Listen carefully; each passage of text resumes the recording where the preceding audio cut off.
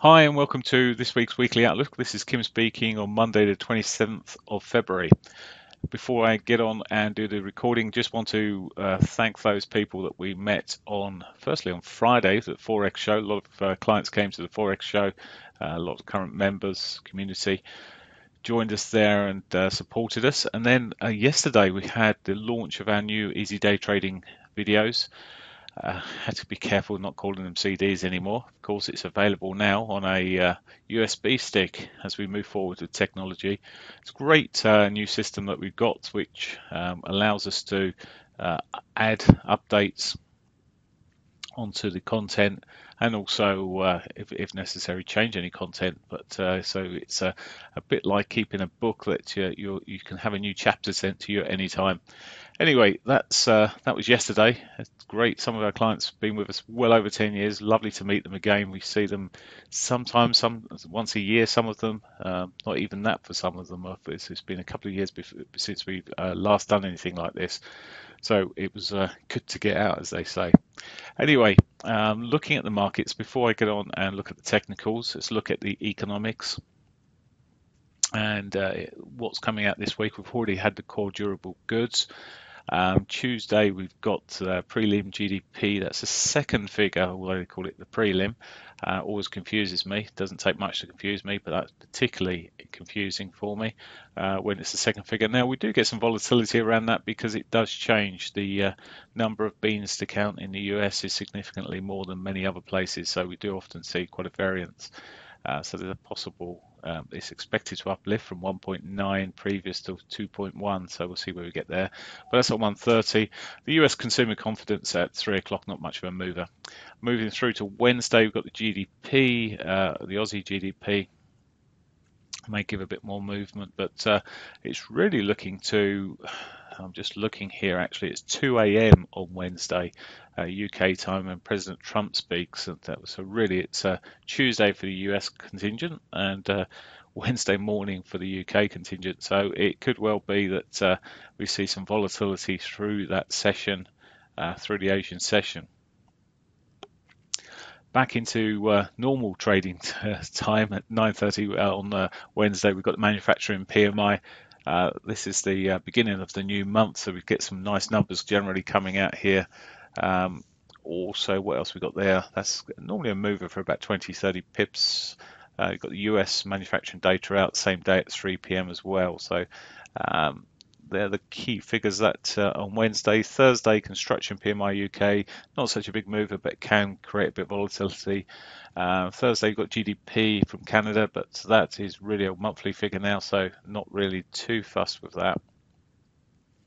And finally, Friday, the key services data coming out with starting at 9:30, we've got the services PMI in the UK coming out, and then at 3 p.m. we've got the ISM non-manufacturing PMI, which is basically the services PMI again at 3 p.m. US. So, and we've got Fed Yellen speaking at 6 p.m. Crikey, let's just check, due to speak about the US economic outlook at the Executive Clubs of Chicago. Could get some volatility late in on Friday. I won't be trading it personally. It's too late on the week. I will be probably closing positions before then, though, unless I'm in any swings. Right, let's have a look at the euro dollar. And as you can see from a weekly perspective, well, today, weekly, see the size of the bars are already starting to reduce somewhat here. Today, we've already done as much of a move as we saw in last week almost. Coming down to the daily bar, well, hit target today, guys. And it looks like the euro is going to start pushing on here. It may well be that it's changing direction. It's broken the trend that I've drawn across here. I was coming back to that weekly chart for a moment. I was wondering, well, last week we did see some continuation after having the price action we saw there. I was expecting maybe some more, but I did draw that line on there at 1.05, sort of as a line in the sand. Interestingly, all this bearishness I keep on hearing, and we're starting to see possibly a bit more of a sign of maybe a bigger swing. We'll see. At the moment, okay, I was bullish today on it eventually, and may become more bullish if it starts breaking the daily 34 moving average there. which is not that far above us. If it starts pushing on through that, we've already tested that 100 moving average that's pointing south at the moment. It gives us an open gate really from that point onwards, maybe back towards that daily 200. We'll see how things shape up. Of course, all of that could change pretty sharply depending on what Trump says in the US time Tuesday night. Looking at the pound, well, the pound, it's consolidated over the last 1, 2, 3, 4, the fifth week of consolidation at the moment, and well, sold off this morning quite sharply back into the daily 50 MA, and then found its way to a bit of a bounce. Now, it started the day looking pretty bearish with Friday's trading on that. There's two candles there, a bit of a chimney. Looked like it was going to sell off some more. Well, it's found support, and it's not too surprising. I was saying in the room earlier on, our trading room, it's gone from this wedge pattern that I drew previously. We're now sitting in this more of a channel, choppy channel at this stage. So price action changing, and I still am not particularly trusting it too much. It's been pretty choppy on an intraday basis quite frequently, and I'm quite happy trading elsewhere, but it has the potential to start moving. Just which way is the matter? I'm sorry, I should really give some sort of guidance in terms of what I'm looking there. If it does start breaking upwards, but of course, really now it needs to push that high from Friday for me to be looking more bullish, and then I would be expecting maybe, well, certainly a move towards that 127 area, maybe even pushing up to the monthly R1, although of course we'll get new pivots in this week very soon. New pivots are not going to be too far away from where price is at the moment, but we could be pushing up towards that 200 moving average. Dollar yen, well, it's consolidated again. A shooting star it put in a couple of weeks ago, and the pivot swing it put in ended up with last week. It looks like we could see some more downside.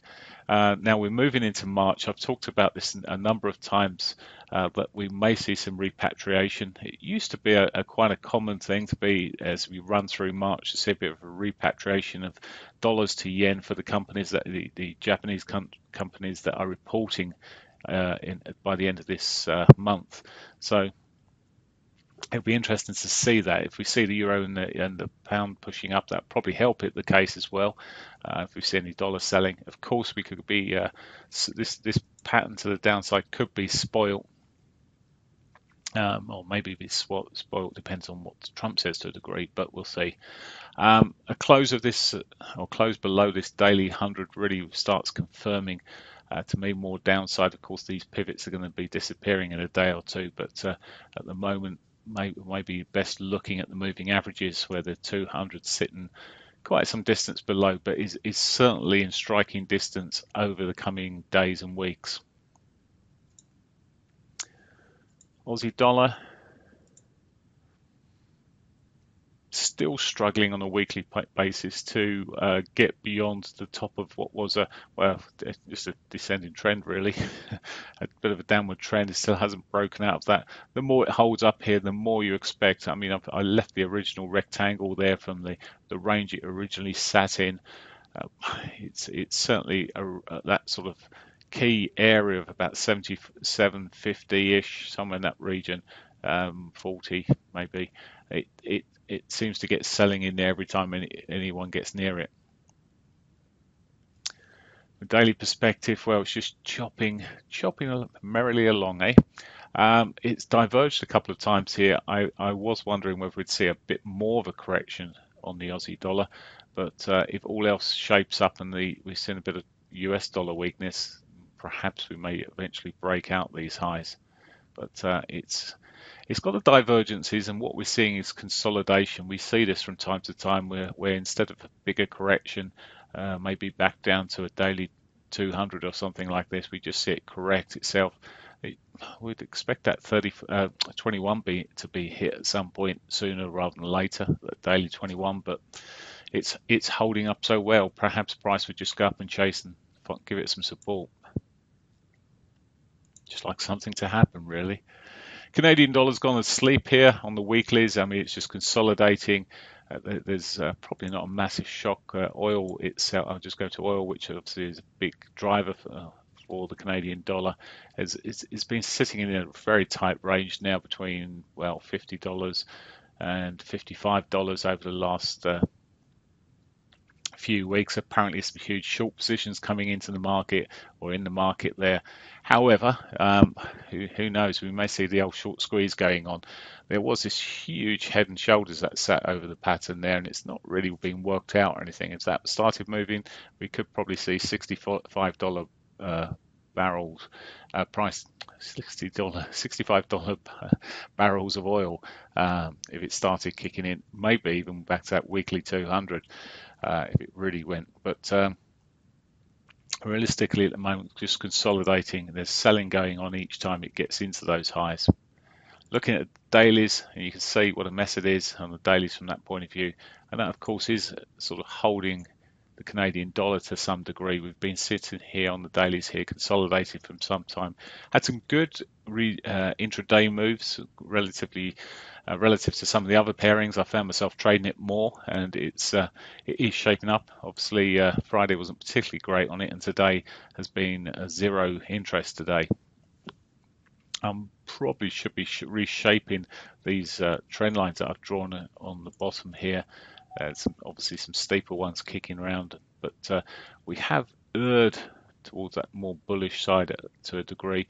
But I'm just wondering whether this is now we're sitting in more of a channel, more of a rising channel sort of pattern, and whether we'll see a push to the downside there. Really, as I say, partially subject to the how oil goes. If oil was to start to get in a move on, a wiggle on, we could easily see this pushing further south. So that's pretty much as it stands for me. I could look at the commodities, the S&Ps. In fact, I'll have a quick look at the S&Ps. This is a bit of a delayed one, so let's just go back to the weeklies, and we just keep on putting these new highs after new highs in. It seems every week.